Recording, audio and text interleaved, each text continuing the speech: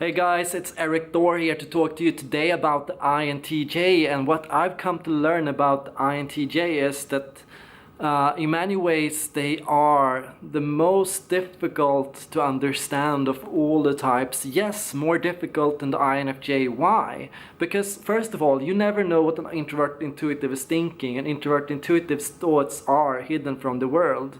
And the existential reasoning, the inner purpose behind an INFJ and INTJ's actions are often unknown. But when it comes to the INFJ, at least you can read their emotions, you can see what they're expressing, you can see what they're feeling in the moment. But with an INTJ, you can't even feel their emotions, you can't even notice or see them. Because introverted feeling, an INTJ's third function, is just that hard to notice. This under the surface way of acting and being is highly interesting, and INTJ is first of all somebody who uses existential thinking to understand the structures of the world, the systems that drive money, infrastructure, politics, and programming, and the different languages out there.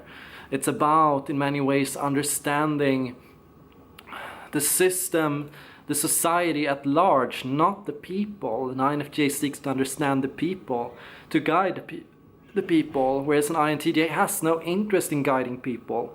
An INTJ has no interest in communicating their awareness to other people. So you get something interesting here.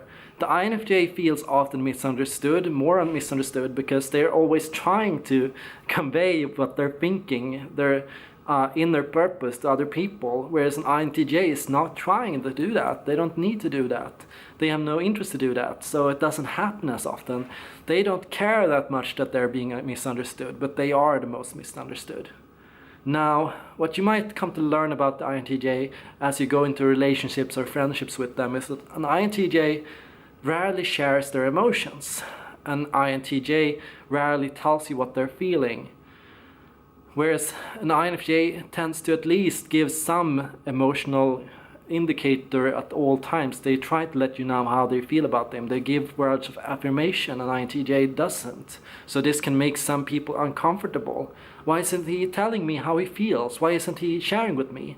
It can be very difficult to get an INTJ to share with you. It's not their natural drive, and it's something that can only happen if they feel really, really comfortable with you.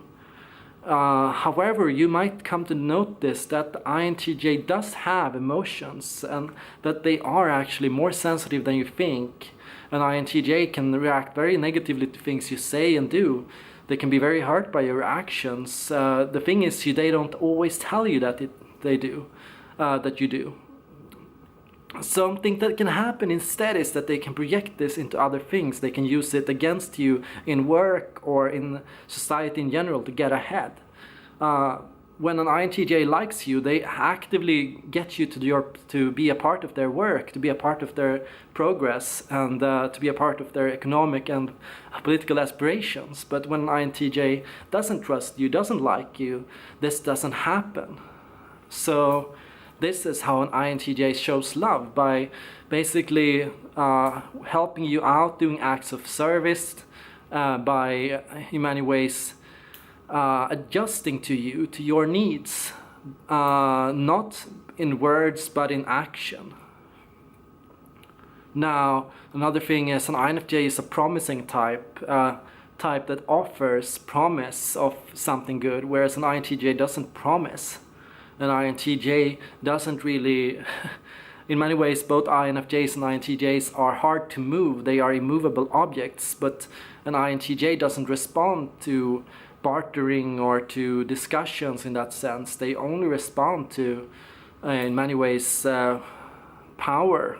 And that comes from what are you offering them? What are they offering you in return?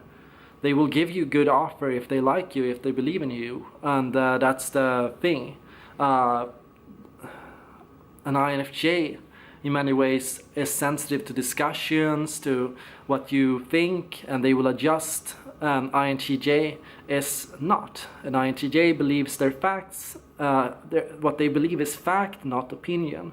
So it can't be discussed, it's simply the truth. Now, So a lot of people bring this stereotype of the INTJ in discussions, but as of course an INTJ doesn't really have any interest in discussion. So discussing with an INTJ is hard because you don't get into the discussion to begin with. You get into the rootless factual analysis, and if you don't agree with that, then you're an idiot because you don't understand basic science or you don't understand basic logic. Another interesting thing is the INTJ in many ways appears strong, confident, able, determined, aggressive. An INFJ looks kind, calm, caring, interested in what you're feeling, sensitive. So you get two different expressions entirely. You get somebody who appears strong and capable, somebody you can rely on, versus somebody who you can talk to, somebody you can open up to. So you get two very different distinguishable types. You just have to realize, who am I talking to here? Who is this person behind this person, behind this structure? And as you'll come to learn, INTJ is the most difficult to understand, but it's a very interesting type to get to know. That's all I have to say today. Thank you for watching.